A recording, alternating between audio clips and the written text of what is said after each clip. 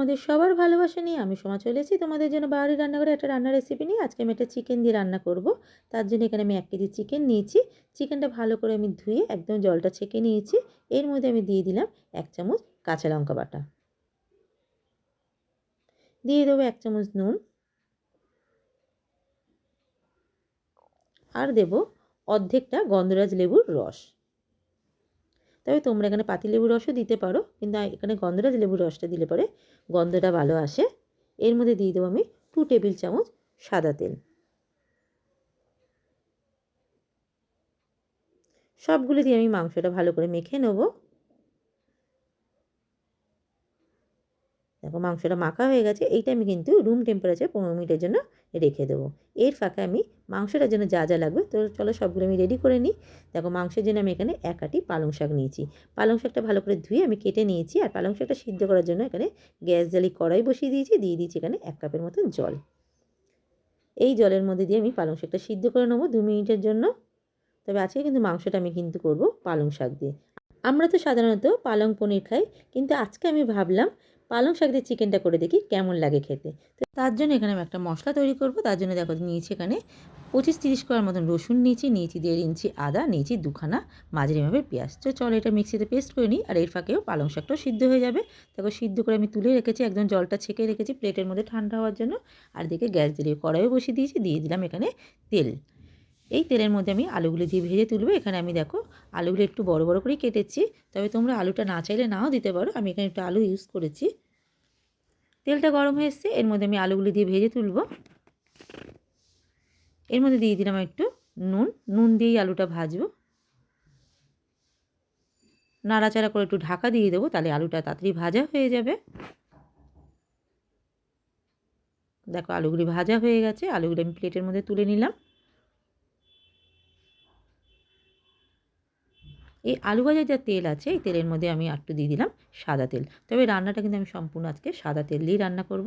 তেলটা একটু গরম হতে দেবো, তাহলেই আমি ফোড়নটা দিতে পারবো। ফোড়নের জন্য দিলাম এখানে একটা শুকনো লঙ্কা, দিলাম 3খানা এলাচ থেতো করে, আর 4-5খানা গোলমরিচ। ফোড়নটা একটু হতে দেবো। ফোড়নটা হয়ে এসছে, এর মধ্যে দিয়ে দেবো আমি একটা বড় পেঁয়াজ কুচানো।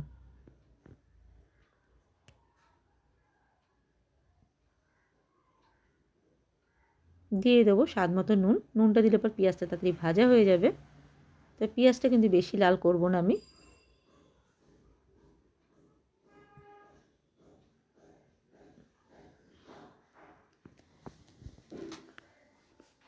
দেখো পেঁয়াজটা ভাজা হয়ে এসছে, এর মধ্যে দিয়ে দেবো আমি আদা পেঁয়াজ রসুন পেস্টটা। দিয়ে দেবো মিক্সি বাটি দেবো একটু জলটা।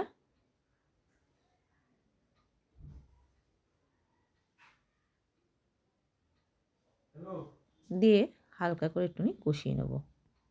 দেখো মশলাটা কিন্তু হালকা কষানো হয়ে এসছে। এর মধ্যে দিয়ে দেবো আমি ম্যারিনেট করা মাংসের টুকরোগুলো।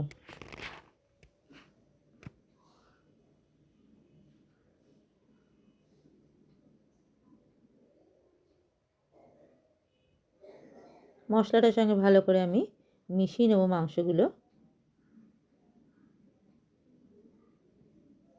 এইটা আবার আমি 2-3 মিনিটের জন্য কষতে দেবো। ঢাকনা দিয়ে দিলাম।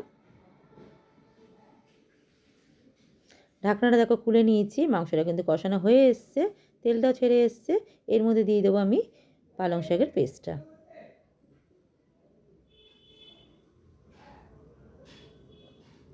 এই পালং শাকের পেস্টের সঙ্গে কিন্তু আমি স্বাদ মতন চিনিটাও দিয়ে দেবো, কারণ চিনিটা এখন দিলে পরে পালং শাকের যে সবুজ কালারটা এই কালারটা থাকবে। দিয়ে আমি আবার একটুখানি কষিয়ে নেবো। দেখো পালং শাকটা দিয়ে মাংসটা কষিয়ে নিয়েছি, তেলটাও ছেড়ে এসছে। এর মধ্যে দিয়ে দিলাম আমি 50 গ্রামের মতন টক দই ফেটানো। টক দইটা আমি আগে থেকেই ফেটিয়ে রেখেছিলাম, তবে এই রান্নাতে কিন্তু টক দইটা দিতেই লাগবে। দিয়ে দিলাম টক দইয়ের বাটি ধোয়া একটু জলটা।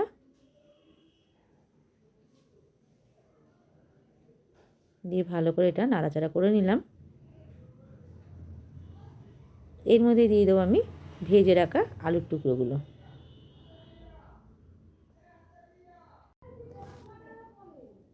আবার এটা আমি 2-3 মিনিটের জন্য কষতে দেবো। ঢাকনা দিয়েই আমি কষতে দেবো। আর এই মাংসতে কিন্তু আমি একদম হলুদ ইউজ করিনি, আর জলও আমি দেবো না। ঢাকনা দিলে পরে কষলে পরে আলুটাও সিদ্ধ হয়ে যাবে। দেখো মাংসটা কিন্তু আমার রেডি হয়ে গেছে। নামানোর আগে আমি দিয়ে দিলাম এর মধ্যে হাফ চামচের মতন গরম মশলাগুলো।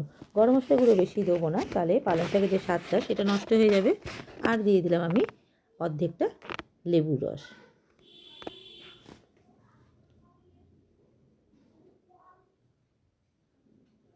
লেবুর রসটা দিয়ে ভালো করে নাড়াচাড়া করে নামিয়ে নিলেই রেডি হয়ে যাবে আমার রান্নাটা। দেখো গ্যাস অফ করে নামিয়ে নিয়ে চলে এসেছি পালং চিকেন। এইভাবে তোমরা এটা বাড়িতে রান্না করে দেখতে পারো। আর আমার রেসিপিটা যদি ভালো লেগে থাকে আমার চ্যানেলটাকে সাবস্ক্রাইব করে দিও। ফেসবুক প্রোফাইল থেকে দেখলে পেজটাকে লাইক শেয়ার কমেন্ট করার অনুরোধ রইল। তোমরা এটা লুচি পরোটা নান পোলাও সব কিছুর সঙ্গে পরিবেশন করতে পারবে। আবার আসবে তোমাদের কাছে নতুন কোনো রেসিপি নিয়ে তোমাদের জন্য পাহাড়ি রান্নাঘরে।